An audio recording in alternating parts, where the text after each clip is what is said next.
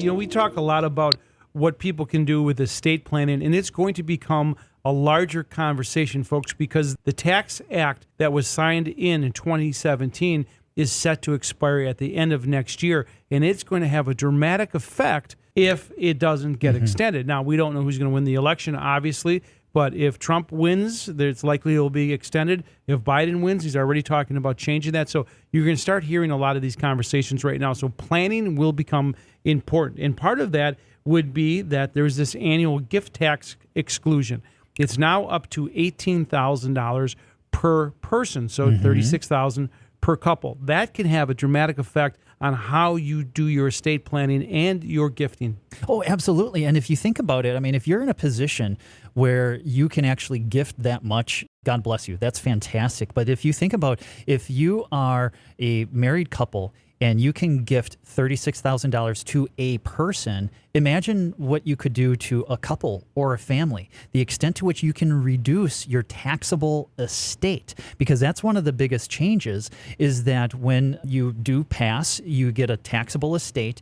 And then if it's above a certain amount, then that becomes taxable. You can actually reduce that through gifting. And that way you also get to see the people who receive the money enjoy it. I think that there's some really psychological benefit, not just a financial benefit, to doing some of that more aggressive gifting while you're still alive. And you talk about gifting, it could mean more than just giving that money to that person. For example, 529 plans and how that money goes in. That exclusion is part of this conversation. It is. And also, if you think about kids who maybe go to a private school, if the grandparents, if they pay that school directly, so you don't give the money to the kid or to the parents, you give it directly to the school, that doesn't even count against it, right? Or if you have somebody where they have maybe some health bills, you can also pay directly to the healthcare provider. That's another way to kind of enhance your giving, to make it more effective if you are interested in doing that. So the gifting, there is exceptions for tuition, medical, dental, all of those. And again, that's the reason why you dig deep into these things. But one of the big stories, and this is obviously not going to affect a lot of people, but there is an estate tax exemption.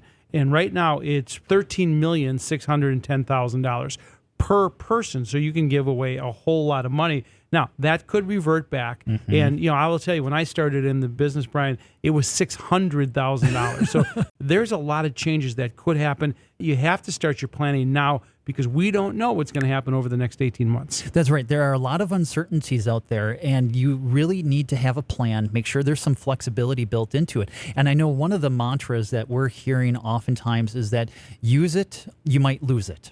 Right. And so there's nothing wrong with using it now because you know what that tax code is, as opposed to waiting and taking that gamble. And there's all sorts of creative ways that you can do that through trusts, estates, donor-advised funds, private foundations. These are all things that we really work with clients on, especially as part of Annex Private Client, where we can sit down and we work with the attorneys, the accountants, to really craft that plan that doesn't just accomplish the financial goals, but even those emotional and psychological goals that you have.